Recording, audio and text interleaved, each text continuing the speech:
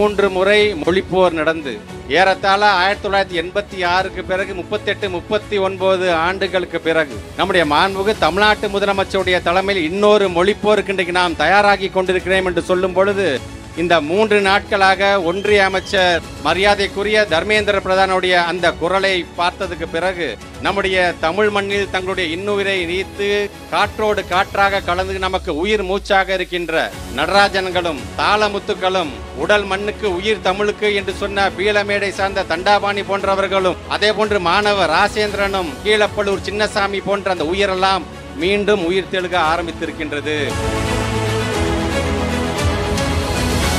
அம்பேத்கர் அவர்களை பொறுத்த வரைக்கும் ஜஸ்டிஸாக இருந்தாலும் சரி, லிபர்ட்டியாக இருந்தாலும் சரி, ஈக்குவாலிட்டியாக இருந்தாலும் சரி, பெட்டர்னிட்டியாக இருந்தாலும் சரி, இன்றைக்கு ஒரு மனிதன் தன்னுடைய வாழ்க்கையை வாழ வேண்டும் என்று வகை வகையாக இன்னைக்கு பிரித்து கொடுத்திருக்கிறார். பொழுது போகவில்லைன்னு உட்கார்ந்து எழுதின அரசியல் சாஸ்திரம் இல்லை சார். அது பொழுது போதவில்லையே என்று மக்களை மனதில் வைத்து இதயத்தில் வைத்து ஒரு நாளைக்கு 18 மணி நேரம் இதற்காக செலவு செய்த அண்ணல் அம்பேத்கருடைய சாசனம்.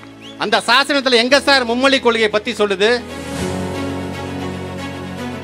ஒட்டுமொத்த உலகத்திலே ஒரு மொழிக்காக தங்களுடைய உயிரை நீத்த ஒரே மாநிலம் எது என்று சொன்னால் அது தமிழ்நாடு தாங்க நாங்க எடுத்து சொல்றோம். ஆனா நீங்கள் உங்களுடைய எஜமானர் என்ன சொல்றாங்களோ அதை தான் நீங்க கேட்டுருக்கீங்க. Let me be very crystal clear. We reject NEP 2020. We reject PM Street School. We reject Hindi imposition. தமிழ்நாட்டு அரசையும் சரி, தமிழ்நாட்டு மக்களையும் சரி, நீங்கள் ஒருபோதும் மிரட்டி பணிய வைக்க முடியாது. இது திராவிட மண், இது பெரியார் மண், இது பேரறிஞர் அண்ணாவால், முத்தமிழர் கலைஞர் அவர்களால் உருவாக்கப்பட்டு நம்முடைய மாண்பு முதலமைச்சர் அவர்களால் வழிநடத்த வருகின்ற சுயமரியாதை மண்.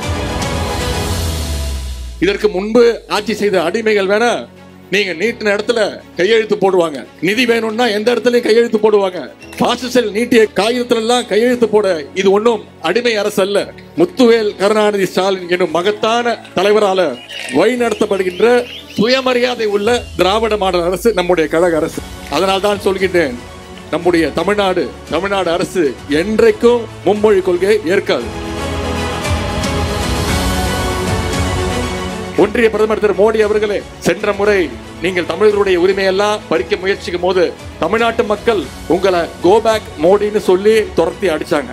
மீண்டும் அதை தமிழ்நாட்டு மக்கள்கிட்ட முயற்சி செய்யலாம். இந்த முறை கோ பேக் மோடி கிடையாது, இந்த முறை கெட் அவுட் மோடி என்று சொல்லி உங்களை துரத்துவார்கள் தமிழர்கள்.